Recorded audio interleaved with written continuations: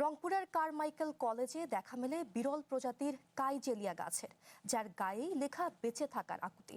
কারণ দিন দিন বিলুপ্ত হয়ে আসছে এই গাছ। এর আদি নিবাস আফ্রিকাতে, এশিয়াতে নেই বললেই চলে। দুটি রয়েছে কারমাইকেল কলেজ ক্যাম্পাসে, অথচ আয়ুর্বেদিক চিকিৎসায় ক্যান্সার, সাপের কামড় ও আলসারের প্রতিষেধক হিসেবে এর ব্যবহার করা হয়।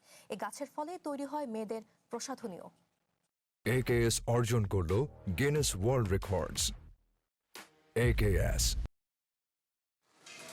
কারমাইকেল কলেজের প্রধান ফটক, এখান থেকে চলে গেছে চুনসুরকির সরু পথ। খানিকটা এগুলেই চোখে পড়বে একটি নাম ফলক, দাঁড়াও পথিক বর, আমি কাইজেলিয়া। শতবর্ষের ইতিহাস বুকে নিয়ে মাথা উঁচু করে দাঁড়িয়ে রয়েছে আফ্রিকার বিলুপ্তপ্রায় এই দুর্লভ বৃক্ষ, যার বয়স 100।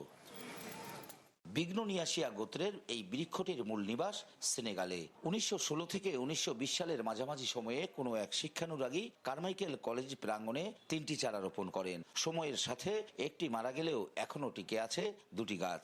কারমাইকেল কলেজে যে সর্বপ্রথম আসে, সে প্রথমেই তার আকর্ষণ থাকে যে সে কাইজেলিয়া গাছের সাথে একটা ছবি তুলবে। আমরা বিশ্বাস করি কারমাইকেল কলেজের যে এই বিরল প্রজাতির বৃক্ষটি রয়েছে, এর যে একটা গুণ রয়েছে, মাহাত্ম্য রয়েছে, একে টিকে রাখার জন্য যে সংগ্রাম রয়েছে, ঠিক তদ্রূপ কাকাশিস কারমাইকেল কলেজের ঐতিহ্যকে নিয়ে কাজ করে। এই বৃক্ষটিকে নিয়ে সেরকম হয়তো চর্চা হয় না, কিন্তু আমরা চেষ্টা করতেছি এই বৃক্ষটিকে দেশের মানুষের কাছে পরিচিত করার জন্য। এবং প্রাকৃতিক উপায়ে কাইজেলিয়ার বংশবৃদ্ধি বা প্রজনন সম্ভব নয়, তবে বাংলাদেশ কৃষি বিশ্ববিদ্যালয়ের গবেষকরা টিস্যু কালচারের মাধ্যমে 11টি চারা উৎপাদনে সফল হন।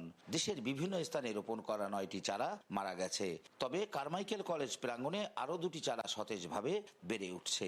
এই গাছটি যাতে ভবিষ্যতে সংরক্ষণ করে রাখা যায়, এই জন্য অনেকে টিস্যু কালচার কিংবা চারা তৈরির মাধ্যমেও চেষ্টা করে যাচ্ছেন। আর কারমাইকেল কলেজের বাইরেও আরও 2-1টি জায়গায় এই কাইজেলিয়া গাছটি তারা রোপণ করে বড় করতে সক্ষম হয়েছেন।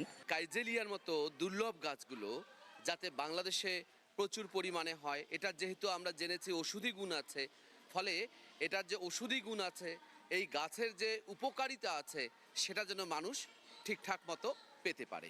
সারা দেশে বিলুপ্তপ্রায় এই গাছের সংখ্যা আরো বাড়াতে সরকারি সহায়তা চান শিক্ষক, শিক্ষার্থী ও উদ্ভিদবিদরা।